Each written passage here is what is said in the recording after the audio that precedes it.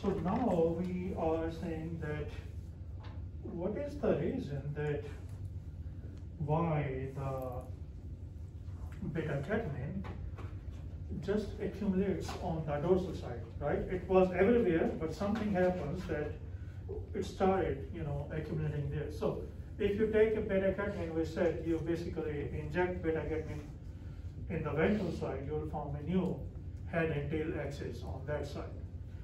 So that means beta-catenin localization is critical, right? So then we say, okay, so what is there which is making sure that beta-catenin is only on the dorsal side, okay? So we are going to talk about so how beta-catenin is localized on the dorsal side, okay? So we are saying there are 3 proteins which play a critical role. 3 proteins. Those are critical for dorsal localization of beta-catenin. 3 proteins are there, and those proteins are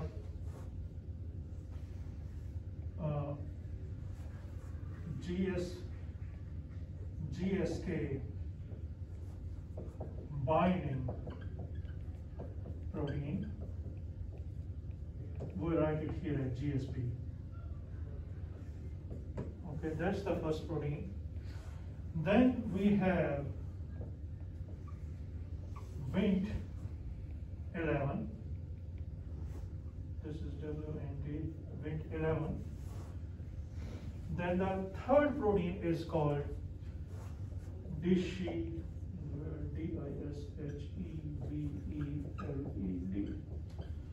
Dishevelde is also written as DSH. These 3 proteins play critical role. Okay.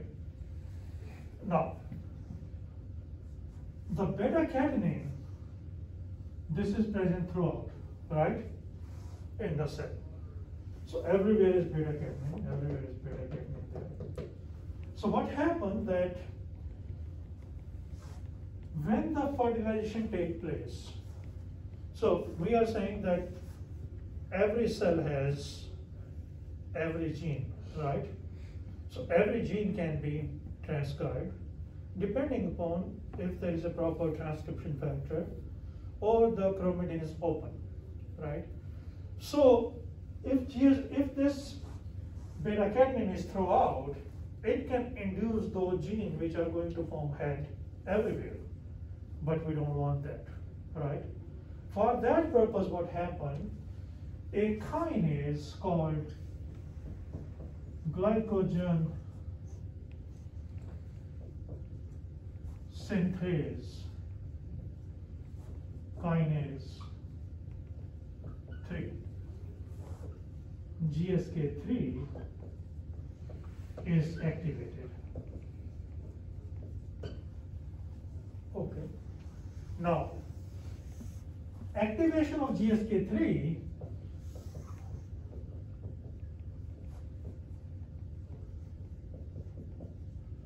destroys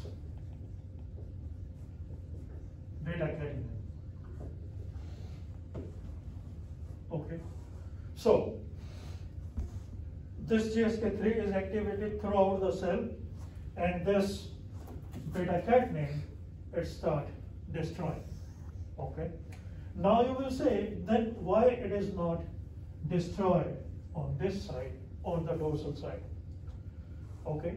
So what happened that GSK3 can be inactivated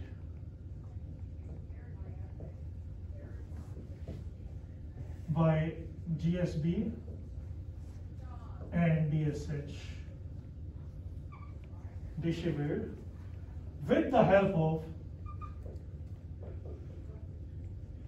Wnt 11.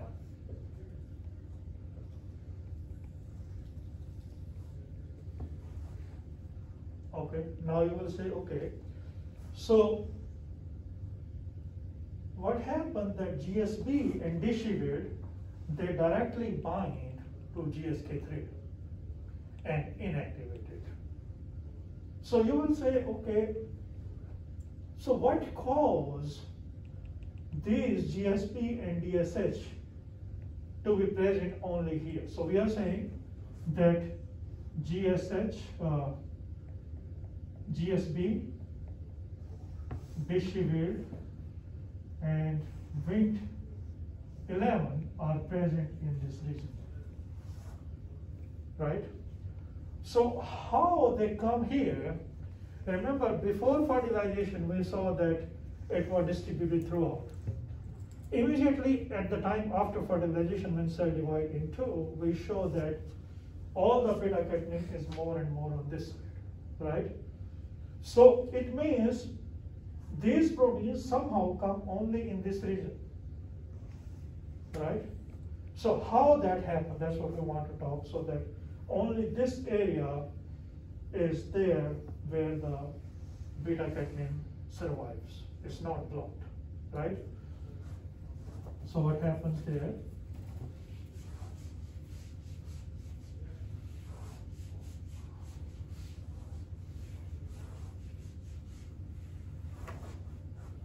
So again, we are on the same thing. We are saying how it is survived there.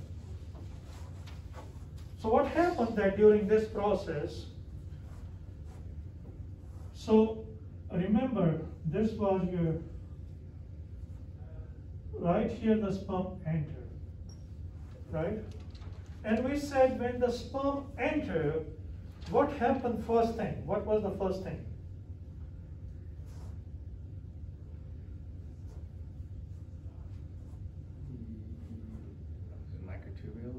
Microtubule, right? So what happened, we said the microtubule were like haphazardly arranged like this. And when this thing happened, so these were the microtubules.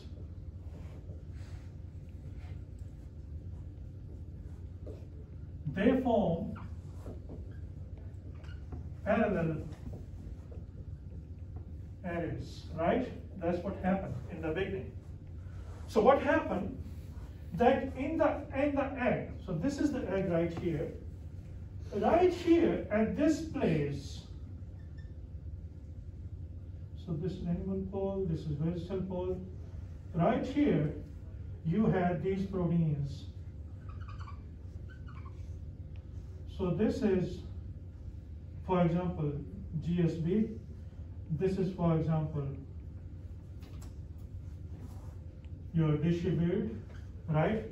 And then you say right here is your Wnt 11 there. Okay, so these proteins are there. So this is, say this is Wnt 11, different color. So this is Wnt 11 there. Okay. Now what happened?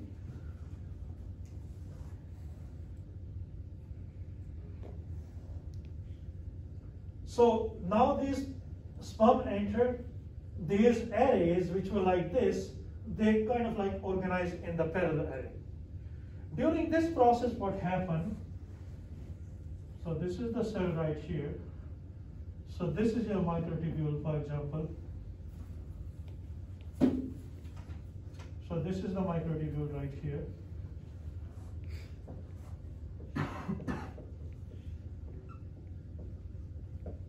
Animal pole, vegetal pole. So what happened that you know that in the cells there are motor proteins, right? So a motor protein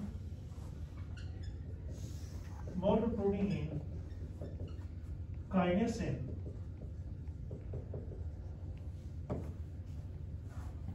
is there. So what happened, this kinesin protein, which is a motor protein, that motor protein, so this is motor protein, for example, this is a kinesin. kinesin go and join the microtubule. Okay? When the kinesin join the microtubule, the GSK binding protein, okay, the GSK binding protein come here and join the kinesin. So this is your GSK binding protein. Okay. When this GSK binding protein come and join there, the Dishy will also come and attach to the GSK binding protein. So when this is happening, so Dishy will which was here, that also come and join there. So this is your Dishy will protein. Okay. Now what is happening? This is the motor protein, this is the microtubule, it has formed the parallel array, and on this, these proteins, they move from here to here.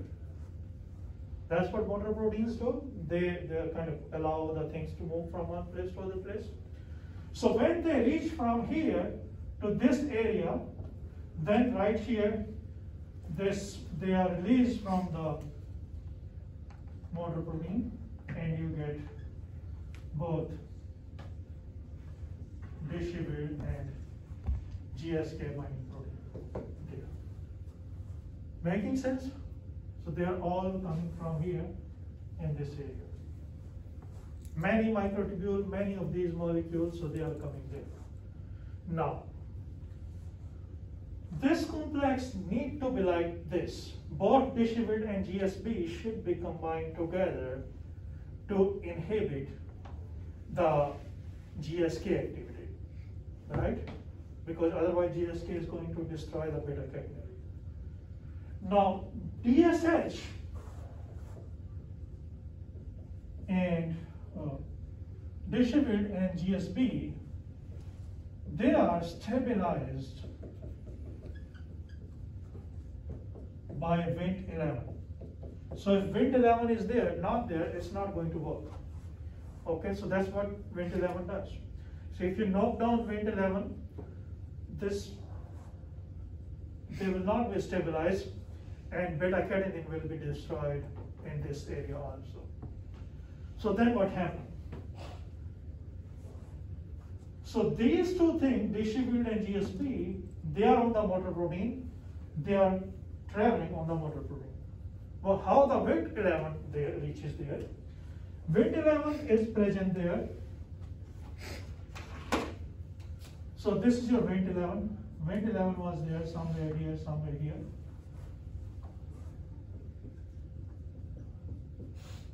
So Wnt11 also need to be there.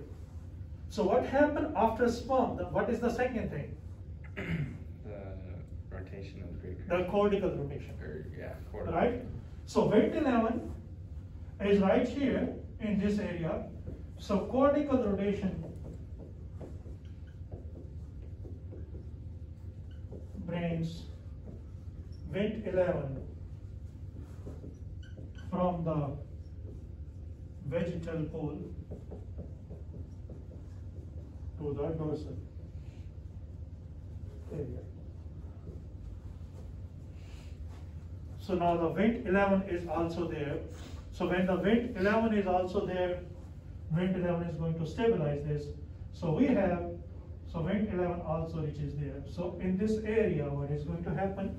The beta-catenin will not be destroyed by the glycogen synthase kinase 3. Making sense? So that is why you get beta-catenin stabilized in this area. It is clear? Any doubt here? You guys can talk to each other. I don't know how you will talk, but speak louder maybe.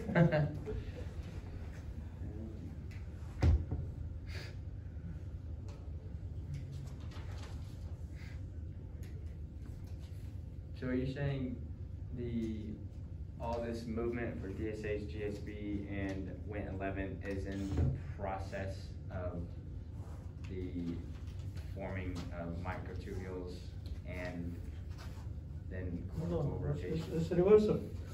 So we are saying that, so let me go back. I guess my question is like when. Yeah, I'm trying to explain that. Okay. So we are saying that throughout is beta-catenin. Yeah. Beta-catenin is stabilized only on the dorsal side, right? Huh. That is stabilized. Why that is only in this side? We are saying when this thing is happening in the cell, glycogen synthase kinase 3 gets activated and that started destroying the beta-catenin. But somehow here on this area, GSK3 is not activated. Something is blocking it. And they found that the three proteins, Dishi-Wild, GSK binding protein, and Wnt11, they three proteins come together and they block the activity of GSK, right? By the binding of this GSK binding protein to the GSK. Then we are saying that how these proteins are coming here. What they have found in the egg itself, the Dishi-Wild GSK binding protein and Wnt11, they reside in the vegetal pole. They are here in the cortical cortex, right? In the cortical cytoplasm. So when the fertilization occurs, microtubule arrays, they form parallel pipe. At that time, the motor protein kinesin, it attaches to microtubule. We know that motor protein, how they work. It's from cell biology. And then, when motor protein is there, the GSK binding protein attaches that motor protein, along with Dishi-Wild also come and attach that. So Dishi-Wild and GSK binding protein is now attached to a kinesin, and kinesin is a motor protein, so that is bringing these two proteins from here to here. When they reach here, they separate from those, and they are now in this area. Then we are saying that this complex is not a stable complex. This complex can be stabilized only if Wnt11 is there. And then Wnt11, how Wnt11 reaches, we know that after fertilization, the cortical rotation takes place, and that cortical rotation brings the Wnt11 here, from here to dorsal side. So then Wnt11 can stabilize that. Now there is a stabilized Dishi-Wild GSB stabilized by Wnt11, so that bind to GSK3 beta and doesn't allow that to activate and Wnt. Therefore, beta-catenin is kind of stabilized in this area. Making sense? Yeah. So now talk. Your question is answered. Yes. Okay, now talk please. Is GSP attached to the motor protein? Yes. Yeah. So basically, they're getting a ride from the motor protein up to the dorsal area, and then once they're there, they detach. And then the cortical rotation brings it forward. Yeah. Rotation. Just, so that means it's a part of the great crescent, right? The protein complex. The link for. I don't know if it's part of it. So if the cortical rotation brings up Wnt4, does that mean Wnt4 is in the great crescent?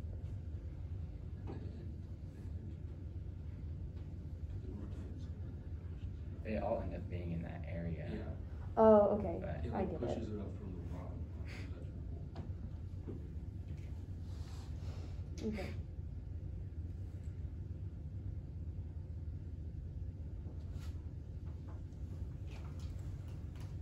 Any doubt?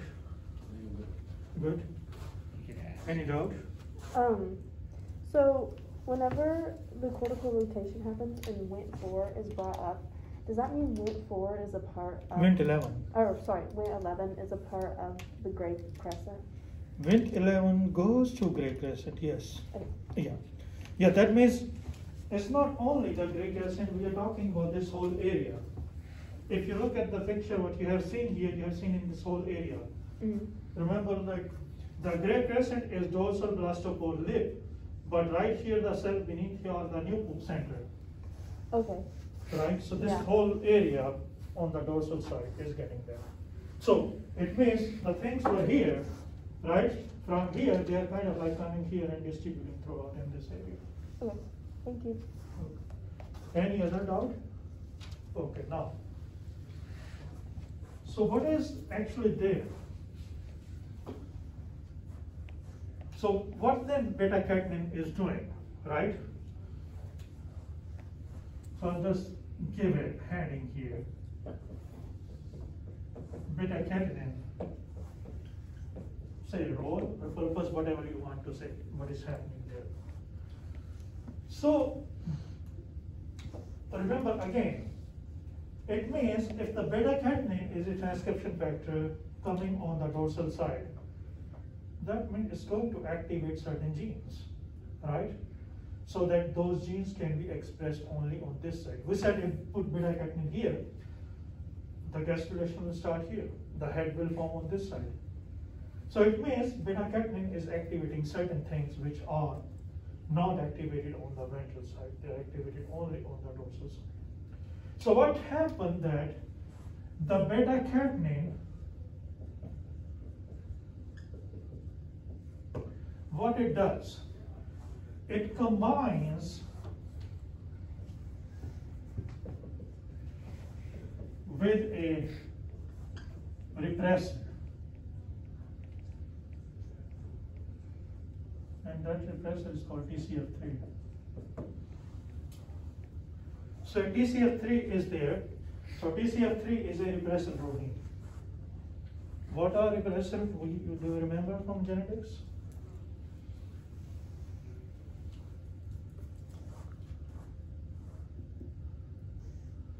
William, remember those? Mason. If I had to guess, it represses some. We covered those. I don't know whether everyone covers that or not. Did you study repressor in genetics? Did we study? Yeah. Yeah, or I don't know if we necessarily covered repressor, but So, studied. what are repressors? It's like the opposite of a promoter. It binds to a gene and prevents it from. It's opposite to a transcription factor bind Yeah. to promoter and block the transcription. So, Yeah, that'd be my guess. so there are these genes right here. So there's a gene there. That gene is for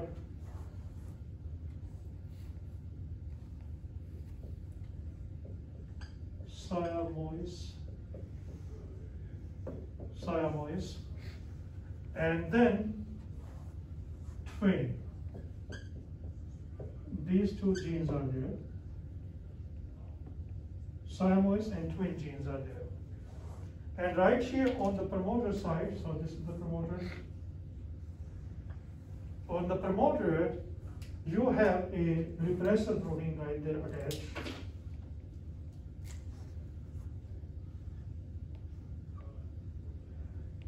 So this is TCF3 is there.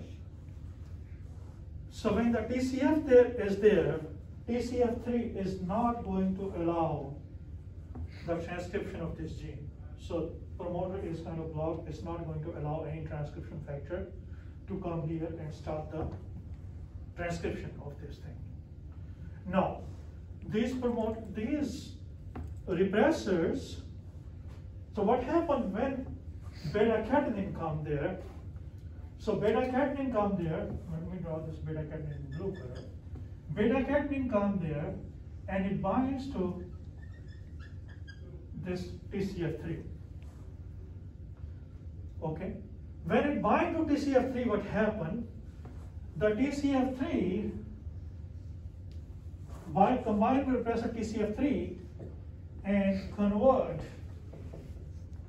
it to an activator. So repressor has now converted to an activator. Okay? And when this is converted to an activator, that means this gene can transcribe, right? So then that leads to siamois and twin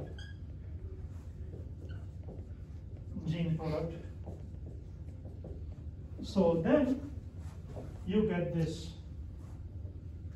So I'll just draw it like this, maybe.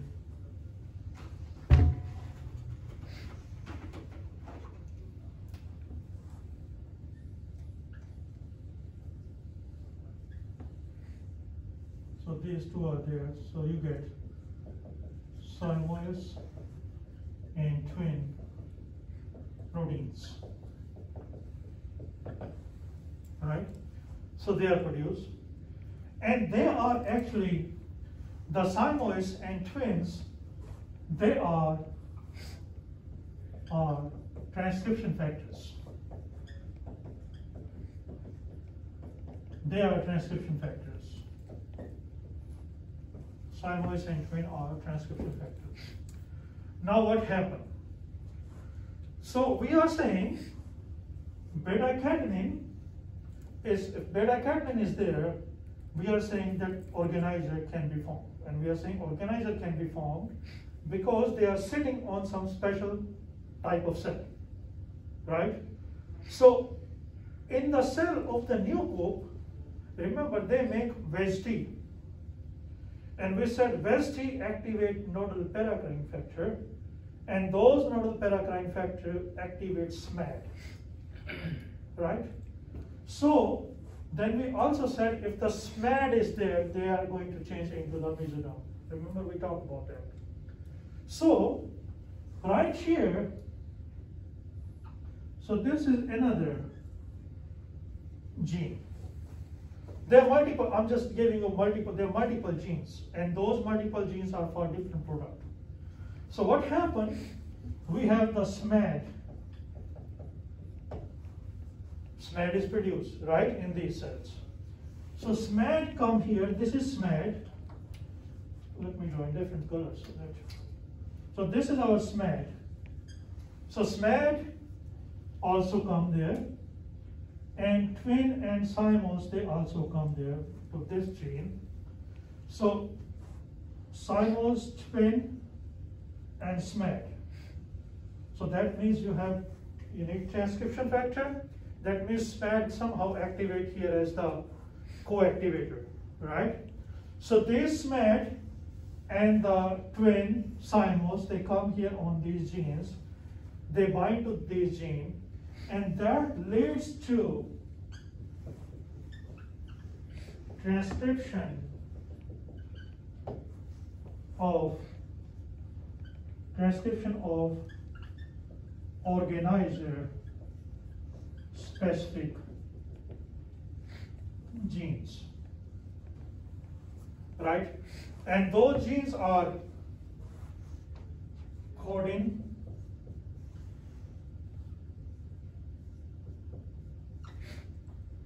noggin,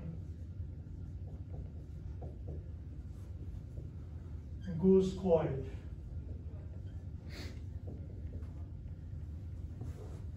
So those genes are coming, and these gene products are coming from the organizer. Now think about what is happening. So we are saying, what you're looking for? The cordon, noggin, and goosequoid. Goosequoid. Yeah. So what we are talking here? We are talking that dorsal, let's think about this story. We are saying that dorsal part of the embryo is organizer. And we are saying dorsal part specifically where the gray crescent was organizer. We are saying it can be organizer only if it is sitting above the nucleus cells, right? We didn't talk about that interaction yet fully, but we just touching here that. Now we are saying that the beta-catenin is critical for the formation of organizer. So what beta-catenin is doing, beta-catenin is binding to CF3. So organizer is organizer because it can make the ectoderm above it to head and spinal cord and all those things, right? It can make brain, spinal cord, all those things. That's why we call it organizer, from head to tail, right? So if it is that, that means it should have those genes which are responsible for that function. So it means those genes should be activated, and we say those genes are only activated in those dorsal lip cells.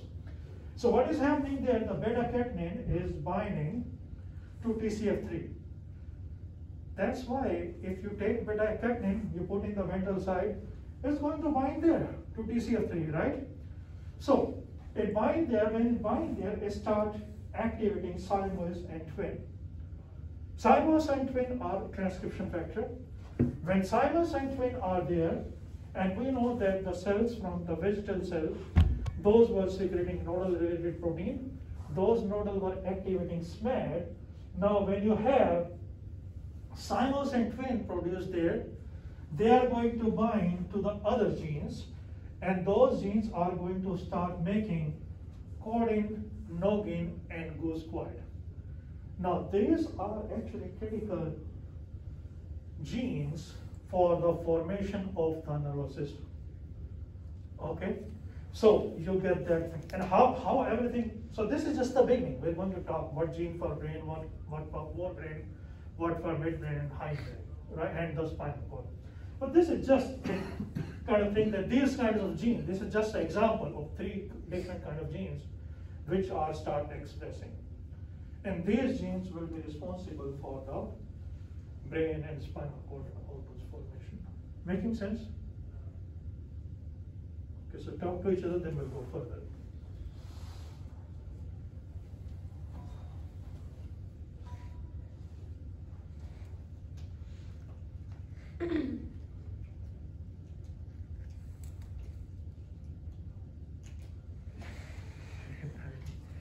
Do we know the names of these genes? No, except for like many other genes, so it's just like an example, another gene.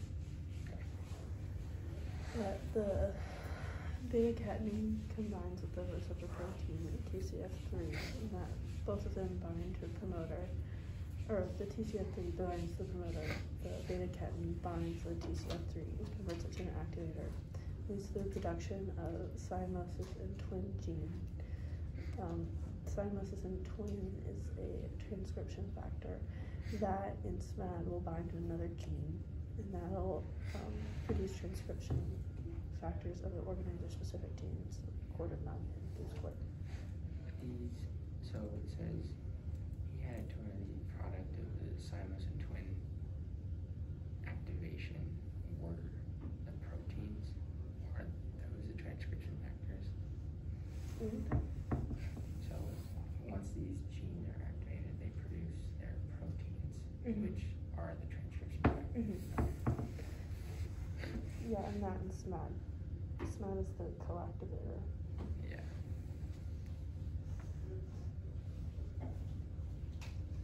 They don't produce SMAD though, do they? The other cells do. That was Yeah, from last. yeah.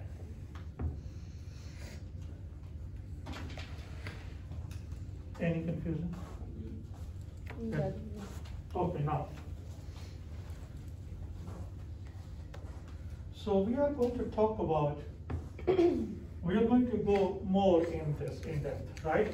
So we are going to talk about what we are saying is vegetal nodal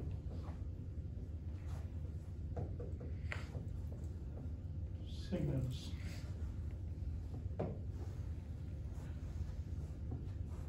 Now, one factor we said is twins and thymus. They are critical, right? And we said beta-catenin help those gene product to come into play, and they can do what they're supposed to do. Then there are other factors which are critical in the formation of organizer, okay? And the factor is SMAD2.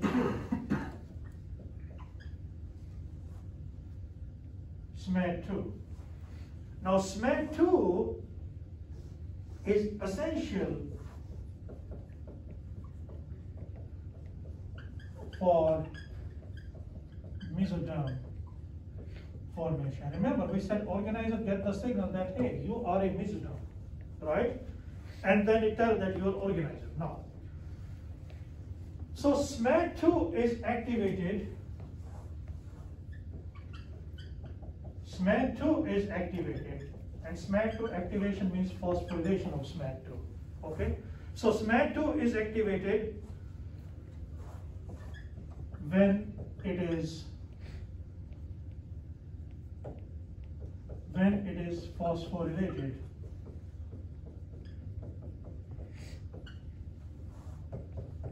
by the nodal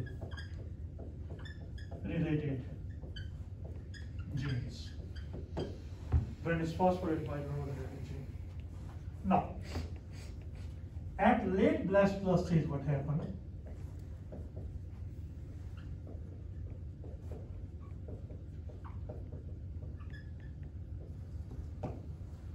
So at late blastula stage, there is a gradient.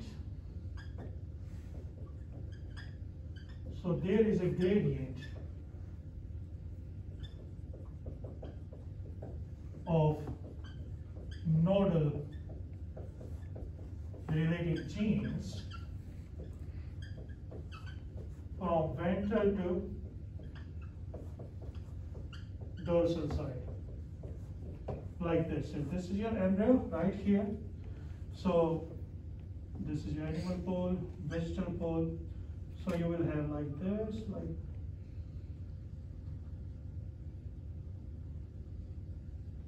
so there is a gradient, right? So what is happening here? You have, if this is the nodal related genes, it will like this. Nodal related genes. So this is how the gradient is, this ventral side and dorsal side. Okay. Now, these nodal related genes, now here is the other thing. What is the reason why we have nodal related gene high here? So right here, in this area, you remember you had high, you have actually beta catenin here, right? In this area. So what is happening that this gradient, so nodal related gradient is there. So nodal related gradient is produced by beta catenin. So beta catenin is there, beta catenin produces that nodal related gradient. So higher level of beta catenin, which is on the dorsal side, induces more nodal related gene. Here you don't have beta catenin, so less nodal related gene. You have more beta catenin here, you have beta catenin here. Again, highest beta catenin here, lower, lower like this, right? So more the beta catenin, more nodal related gene. So the most dorsal cell which are here, the nucleus cell which are there, that means they are going to make more and more nodal related proteins because the highest beta catenin is there. Making sense? So that means, therefore, the nucleus cell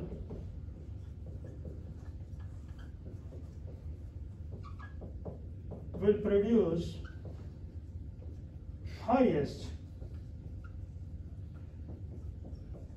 nodal related genes. And we did talk about that.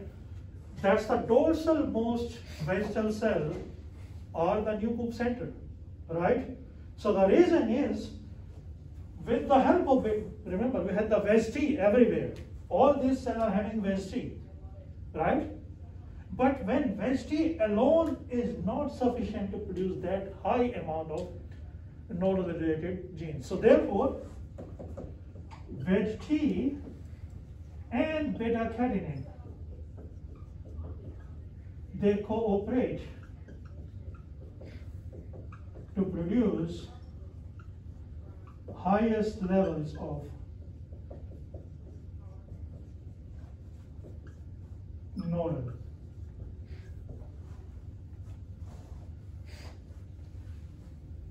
Right?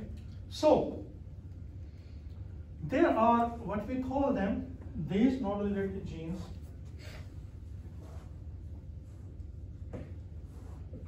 So, nodal related genes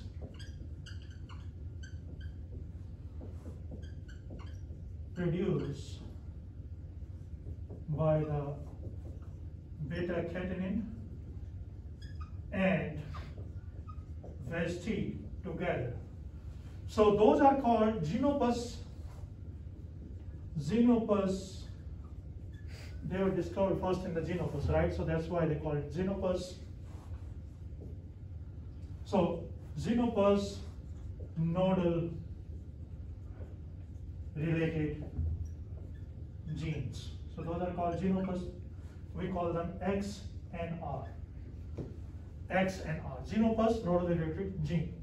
And those are XNR1, XNR5, and XNR6. Okay. So what is happening? That means you are having, so if I say this, all these are XNR1, XNR5, and 6. So these nodal related genes are like this. So it means that the area here, which is on the dorsal side, that will receive highest nodal related gene. That means this will be, so what nodal does? It phosphorylates SMAD2. It means SMAD2 is activated. That means SMAD2 will be activated highly in this area. Making sense? So that means all the mesoderm specific genes will be highly, and this is the area where the organizer is. Making sense? Now, so if you remember what is there, right here, you said, what were the first cell here? You had the pharyngeal endoderm.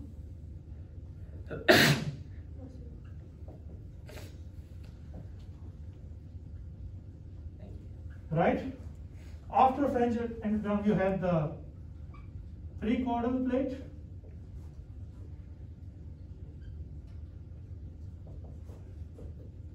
Also called head mesoderm. And after that, you have that caudal plate called notochord. Right? So what we have? So we are saying, so if this is the area like this, and you are having highest coming here, right? And this is going like this. So the pharyngeal endoderm is going to receive highest amount of nodal related protein, right? So pharyngeal endoderm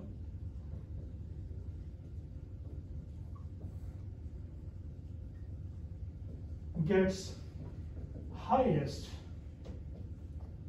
amount of nodal related proteins.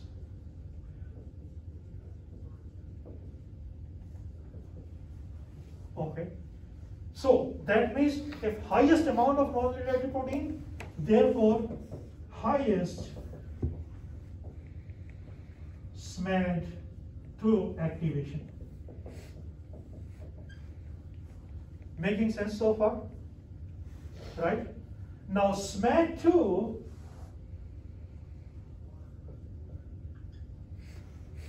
binds to HHEX genes.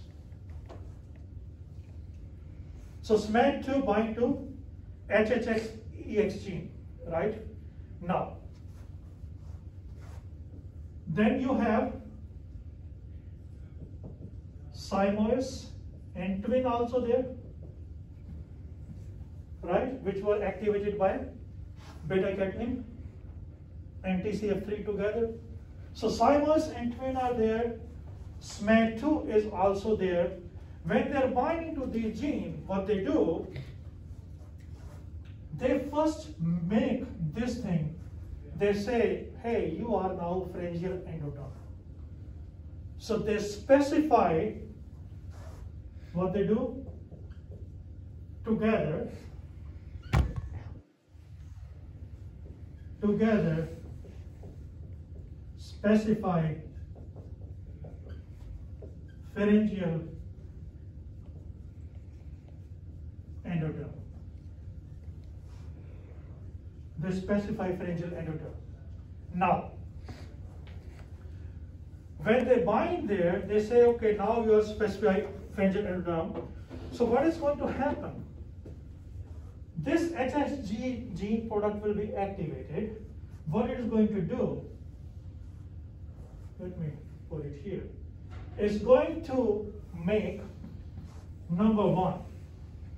So it says your pharyngeal endoderm, so it's going to make specified endoderm of foregut. This is what their product is making? Yes. Okay. And then what it's going to do, it is going to specify formation of forebrain. Going to specify formation of forebrain. Forebrain means anterior brain, right? Now, here in this was the highest SMAD2. Here in this area, in these two areas, slightly less SMAD2, right? Highest, and then you have the slightly less SMAD2. So slightly less SMAD2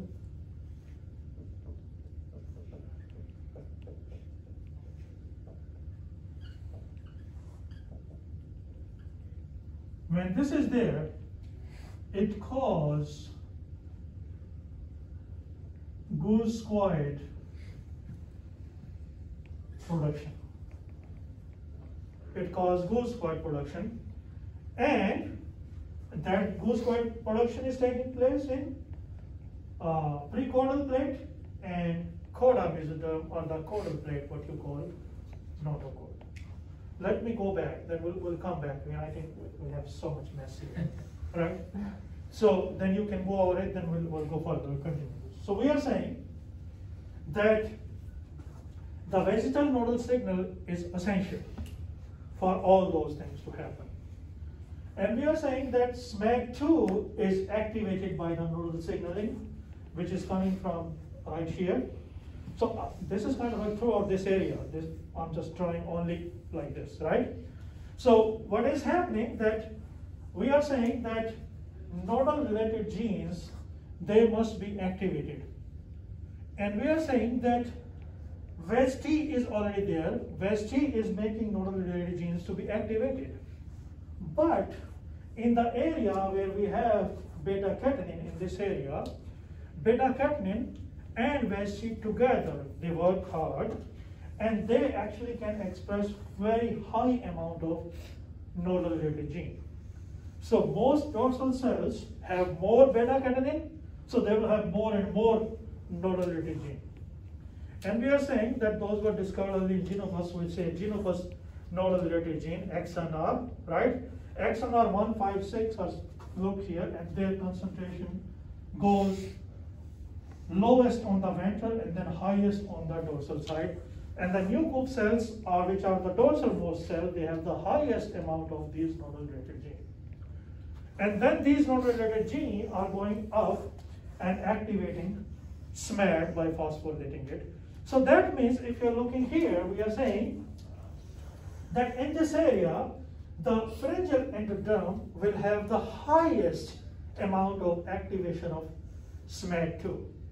When that SMAD2 is activated, what it does, SMAD2 along with sigmoids and twin together go and bind the gene of HHEX. And when that bind there, what that does, that is going to induce the formation of foregut, endoderm, and the forebrain, or the anterior brain structure. Then we are saying slightly less SMAD2 is there, and that slightly less SMAD2 is going to activate goosequoid in the caudal plate and precaudal plate, and that is actually going to form you the midbrain, hindbrain, and the spinal cord. Now, how that is going to happen, we're going to talk in detail, everything, right? But that's what is going to happen. So this is how the signaling which is coming from both because of the beta-catenin and also the nodal signaling together are producing this thing. That is making sense so far? Now, what is happening there? Oh, you guys can talk to each other for a minute and then we can go further so that things are clear.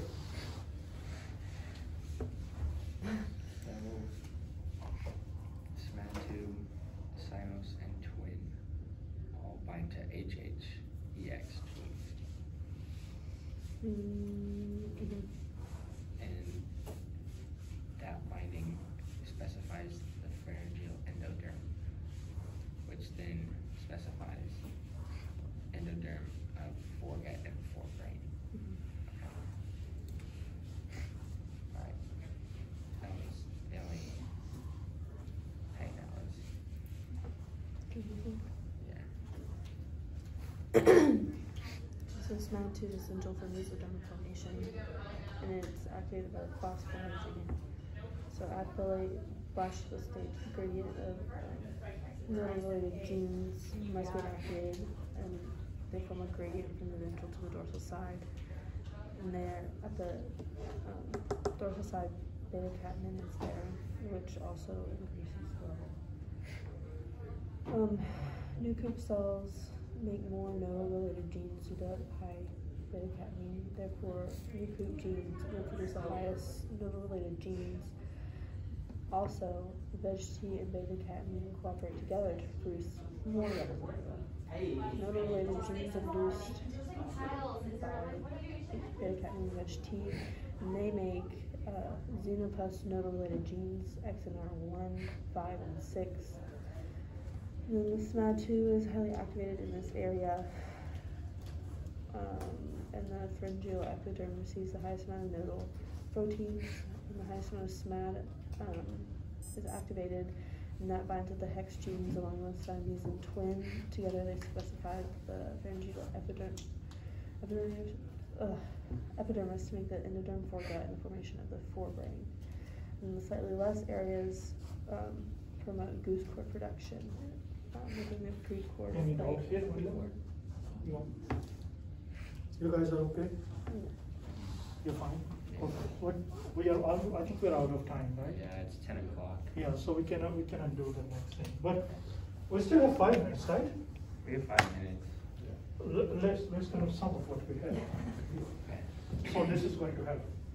So what is happening here, what we are saying is, this is your blastula, right? So just draw it like this. Some here is your blastocele is some here. This is your blastocele. Okay. So what we are having, we are saying, say this area is all beta-catenin. Right? Now, right here, throughout here, let me draw a different color.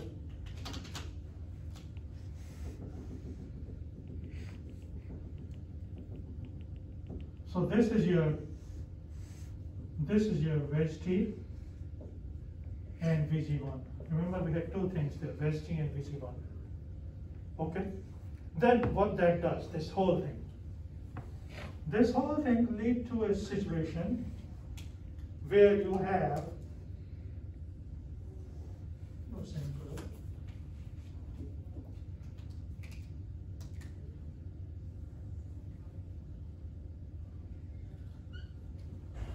So what you have here is you have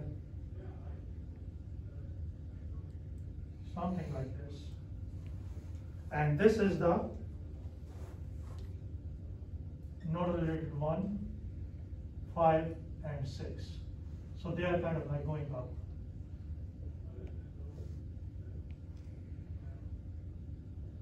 Making sense?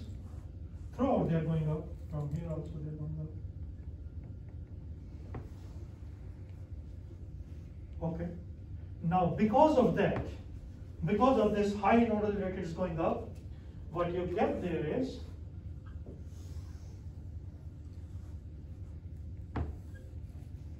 this area right here, this become organizer, right? Because of this signal. But two signalings are there. So what is happening there? We are saying two signalings are happening there. We are having beta catenin, right? Beta catenin is there, and then you have, along with this, you have nodal related signaling together, right? When these together are, and this is very high, you get organizer. That is what is happening there, right? So, but this nodal was coming from what? We had this wedge T and VG1 also together, right? That make it very high.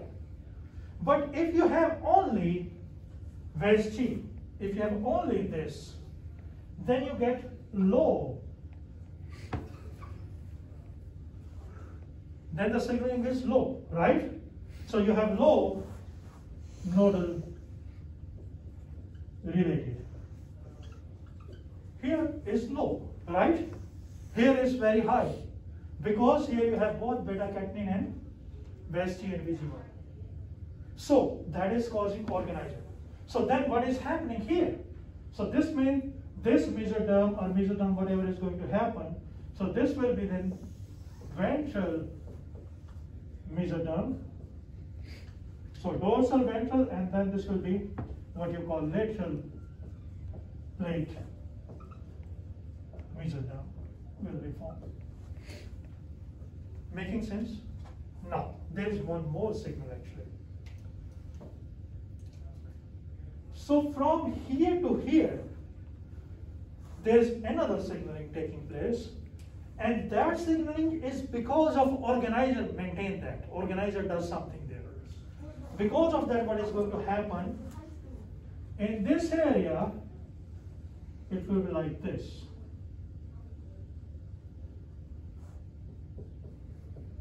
This will be BMP, bone morphogenic protein called BMP. So BMP will be high on the ventral side. So this gradient is opposite to the nodal related gradient. Okay. So, and also there's other thing there. And Wnt8. This green is the gradient of BMP and Wnt8. That is very high on the ventral side, very low on the dorsal side, almost zero. So, just to give you a hint, the area where you have more BMP, that's going to become epidermis. Area where you have, and we'll talk more, the area where you have almost no Wnt and the BMP is going to become brain, and the area where you have little bit Wnt but no BMP, that is going to become the hindbrain and the spinal cord. And I'll explain more about that. Don't worry about that. Just the idea. So that's how these structures are being formed. Making sense? So you can just look at this once more and see if there is any confusion. Then we'll stop here. Does the low, you said VEGT and VG1 has low and nodal related genes. Does that form anything? Say it again? It's like, yeah, that's what I'm saying. This is your ventral mesoderm. Okay. And then you have the lateral plate mesoderm. Yeah. So, but then they will have high BMP, right? Right. Yeah.